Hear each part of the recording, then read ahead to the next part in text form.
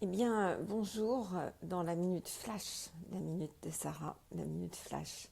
Pendant que l'autre minute de Sarah, c'est en train de se charger sur YouTube. J'ai envie de vous parler aujourd'hui du pouvoir de votre parole parce que j'ai reçu plusieurs personnes dont une personne, une femme qui est venue me voir parce que son couple n'allait pas bien. Et ça faisait un certain temps que je l'entendais parler en mal de son mari, de sa vie, de sa situation de couple, se plaindre vraiment profondément de tout ce qu'elle était en train de vivre. Et puis on est arrivé au moment où le mari en a eu assez de la situation et a demandé de se séparer complètement et de divorcer. Et j'ai dit à cette femme, eh bien vous devez être drôlement contente. Alors elle m'a regardée vraiment étonnée et m'a dit « Mais pourquoi vous me dites ça, Sarah ?» Eh bien parce que ça fait quand même des mois que vous me dites le plus grand mal de ce que vous vivez, de cet homme, de votre vie sexuelle, de votre vie tout court. Donc ça doit être un vrai soulagement pour vous. Évidemment, c'était pas ça parce qu'elle ne s'est pas rendue compte du pouvoir de sa parole.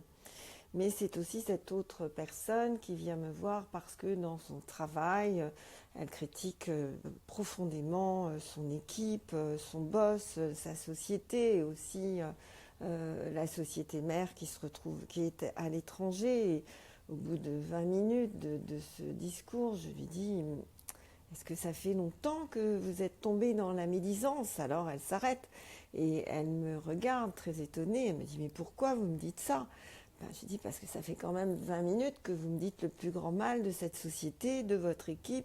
Et imaginez que en dessous de vous, il y a un petit génivert qui est là en train de prendre toutes vos paroles et de courir pour secouer le tablier de la personne dont vous dites le plus grand mal et lui dire c'est elle là, là-bas, c'est elle.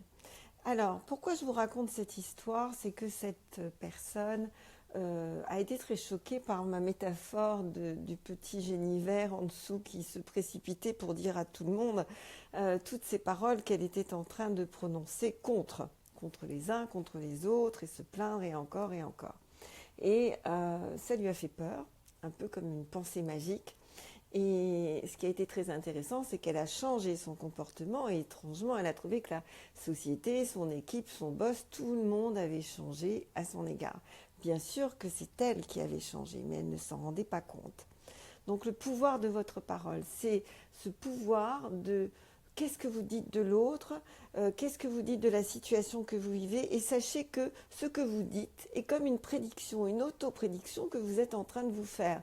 La bonne nouvelle de l'histoire, c'est que si vous faites des auto-prédictions négatives, vous pouvez aussi vous faire des auto-prédictions positives. Donc ce que je vous engage à faire dans cette minute flash, c'est par exemple juste aujourd'hui, tester.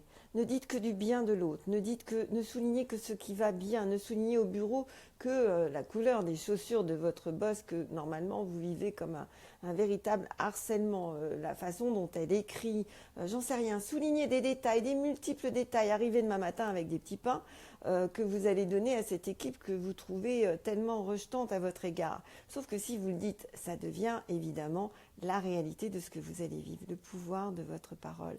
Et si nous étions tous des magiciens et que nous étions tous capables de nous faire des auto-prédictions, négatives ou positives, alors allez-y, choisissez positif pour voir qu'est-ce qui va se passer. À très vite. Et puis, dans la journée, là, tout de suite arrive la minute de Sarah. Dans quelques instants, ça arrive. Belle journée à vous tous.